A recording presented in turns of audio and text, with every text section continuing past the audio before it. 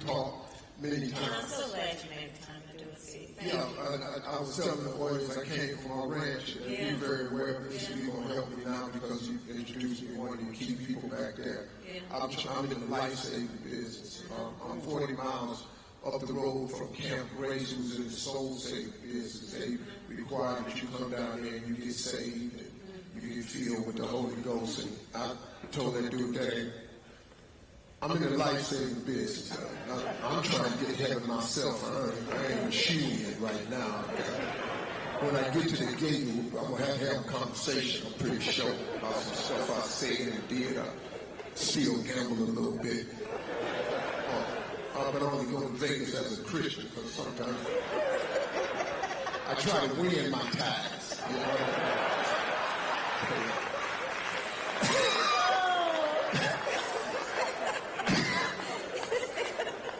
Listen, before we get out of here, I want to say this to you, Madam Vice President. We got a room full of incredible leaders out here. I mean, I feel so honored to be here.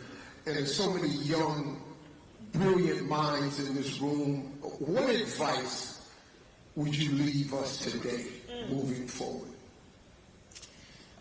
Well, in particular to the young leaders, I'd say a couple of things. One, you must dream with ambition. Your ambition is a good thing. It's good to have ambition. Don't ever let anybody tell you you should not have ambition and aspirations.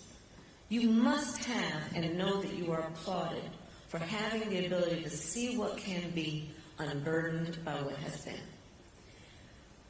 And don't ever hear it when somebody says to you, oh, nobody like you has done that before. Oh, it's not your time. Oh, you're too young. Oh, and then this is one I love. Oh, it's going to be hard work. Don't you ever listen to that. I like to say, I eat no for breakfast. That's right. I don't hear no. And don't you either. The other point I would make is this, and certainly the leaders in this room know the experience that I will now describe. But to the young leaders, I will say, you're going to, many times in your life, find that you are in a room, be it a boardroom, a meeting room, where you're the only one that looks like you. And I want you to hold in your heart and in your mind the image of what you see right now and in this room to know that when you are in those rooms, we are all in that room with you, expecting you will walk in that room with your chin up, your shoulders back, carrying the voice that we expect you to use in that room. And know you are always applauded for being there. Don't ever let a circumstance or situation or person make you feel alone. We are all there with you, and that's the beauty of what 100 Black Men does as an organization. And so these are the things that you must remember in life, and you must always know how celebrated you are and how special you are and how much you have to give our country. We need you. To the young leaders, I started, Steve, as you said, a college tour last fall. I'm going to tell you, I love Gen Z. I really do. Now I'm going to say to the older adults, you know that if someone is 18 today, this is humbling. You know what year they were born? 2006. Deal with that. But think about Gen Z and our younger leaders. They've only known the climate crisis. They have actually coined a term, climate anxiety, to describe their concern about having children one day or owning a home for fear of what extreme weather might do to wipe it out.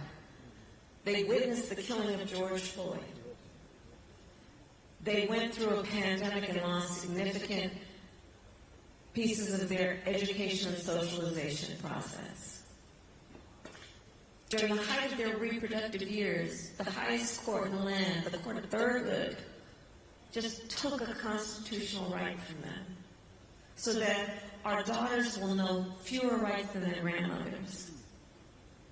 And I would ask them, Steve, everywhere I went, and it was always a packed room with an overflow room, I'd ask the students, the young leaders, raise your hand if at any point between kindergarten and 12th grade you had to endure an active shooter drill. And almost every hand went up.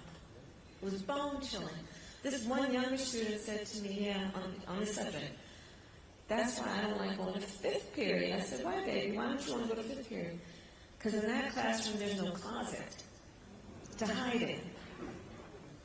On some of the biggest issues facing our country today, and up in November, when these young leaders start voting in their numbers, I see a sea change. So they're not playing around. This is not intellectual. This is not academic. For them, it's a lived experience. And so I say to the young leaders then, with that point, you were born leaders. And if you're in this room, it's because you have chosen to be a leader, and just keep leading because we need you. We need you.